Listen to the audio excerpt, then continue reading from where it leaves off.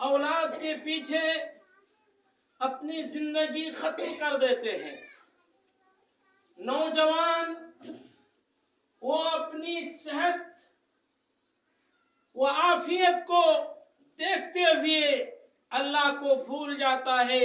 ये जवानी कब खत्म हो जाएगी, कभी सांस निकल जाएगी और आपकी आवाज हो जाएगी कि फला का बेटा का इंतकाल हो चुका है, उनकी जनाजे की नमाज असर के बाद होने वाली है।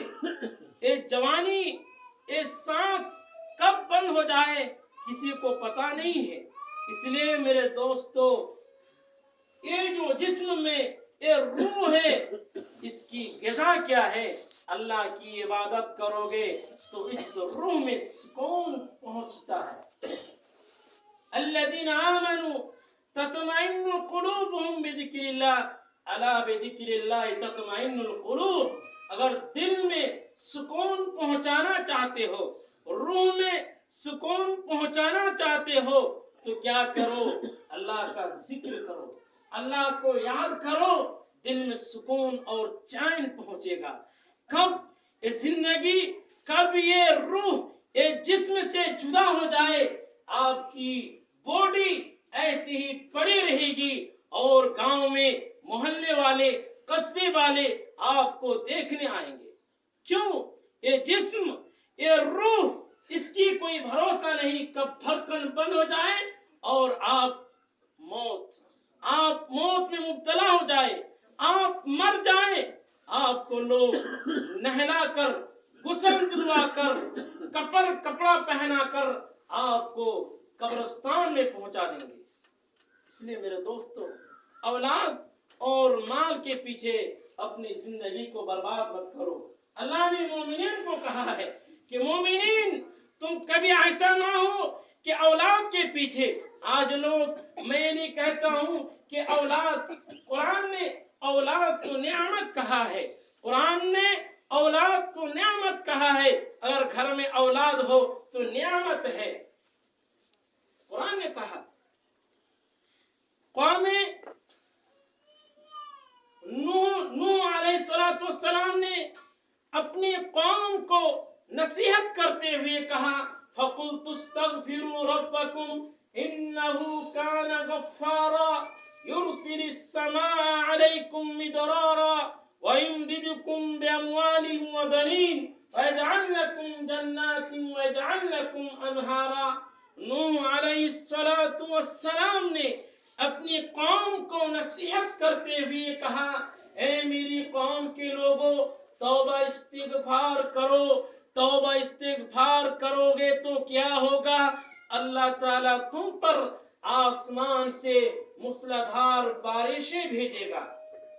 कब तौबा इस्तिगफार करोगे? आज हम नमाज नहीं पढ़ते, नमाज में गफलत करते हैं, नमाज से हम दूर रहते हैं, अपने आप को मुसलमान कहलाते हैं। आज बारिश क्यों नहीं होती है, कहत साली क्यों हो जाती है? इसलिए कि हम रब के फरमान के, कानून की खिलाफ वर्जी करते हैं। रब ने जमीन, आसमान, चांद, सूरज क्यों बनाया है? सिर्फ खेल कूदने के नहीं मेरे दोस्त, इसके पीछे मकसद है। मकसद क्या है? जब हम कुरान पढ़ते हैं तो कुरान में अल्लाह ने कहा कि मैंने जिनों और इंसानों को महज इसलिए पैदा किया कि वो मेरी ही इबादत करे, अपनी इबादत के लिए। मैंने खुतबा के अंदर ये बात मैंने बहुत कहा है कि अगर हम भलाई करते हैं अपनी नफ्स के लिए, अपने लिए करते हैं। अगर आप बुराई करें या भलाई करें, रब को फायदा नहीं पहुंचता है, यह अपने लिए है। अगर गुनाह करोगे तो तुम्हारा ठिकाना क्या है? खुद कुरान पढ़ोगे तो मालूम होगा।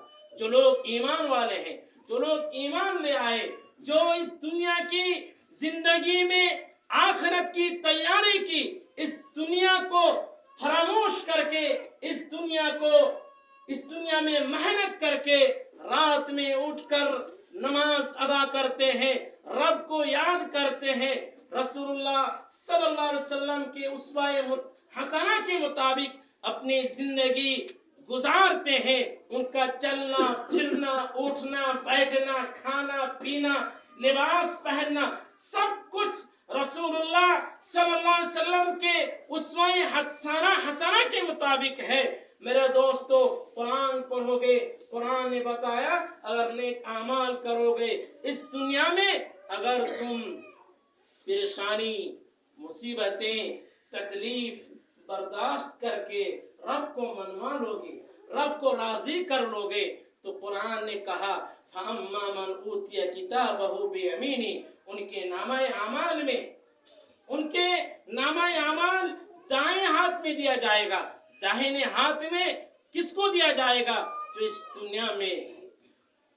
دنیا میں رہ کر آخرت کی تیاری کیا ہو، رب کو منوایا ہو، رب کو راضی کیا ہو، اس کو کل قیامت کے دن ان کا نامہ اعمال دائیں ہاتھ میں دیا جائے گا۔ فَأَمَّا مَنْ أُوتِيَ كِتَابَهُ بِيَمِينِهِ فَيَقُولُ هَاؤُمُ اقْرَءُوا كِتَابِيَهْ، جن کے نامہ اعمال ان کے دائیں ہاتھ میں دیا جائے گا، وہ کہے گا کہ لو میری کتاب پڑھ لو، لو میری کتاب پڑھ لو۔ آج کوئی بچہ جب اسکول میں پڑھتا ہے، میٹرک کا ایگزام دیتا ہے، اچھا رزلٹ ملتا ہے، ماں باپ کو دکھاتے ہیں، دیکھو ماں باپ خوش ہو جاتے ہیں، اچھا رزلٹ ملا ہے۔ اگر وہی بچہ پھیل کر جائے، نمبر کم لے کے آئے، تو محلے والوں کو، ماں باپ کو منہ تک بھی نہیں دکھاتا ہے۔ اسی طرح کل قیامت کے دن جن کے نامہ اعمال ان کے دائیں ہاتھ میں دیا جائے گا، وہ کہے گا لو میری کتاب پڑھ لو، سامنے والوں کو کہے گا لو میری کتاب پڑھ لو، میرے نامہ اعمال میں کیا ہے؟ وہ کہے گا انی ظننت انی ملاق حسابیہ، مجھے گمان تھا کہ مجھے میرا حساب کتاب ایک دن ملنے والا ہے۔ کیوں اس دنیا کی خاطر آخرت کو فراموش نہیں کیا، آخرت کو نہیں بھولا؟ اس دنیا میں لوگ ٹھنڈ کے موسم میں بستر میں سوئے رہتے ہیں، لیکن جب مؤذن نے کہا حی علی الصلاۃ، آؤ نماز کی طرف، حی علی الفلاح، آؤ کامیابی کی طرف، انہوں نے گرم بستر کو چھوڑ کر، لحاف کو چھوڑ کر رب العالمین کی طرف چل پڑا، نماز ادا کی۔ اتنی ٹھنڈ میں انہی لوگوں کے لیے کل قیامت کے دن کامیابی ہے، اور وہ گمان کرے گا مجھے گمان تھا کہ مجھے میرا حساب کتاب ملنے والا ہے، انہیں گمان تھا۔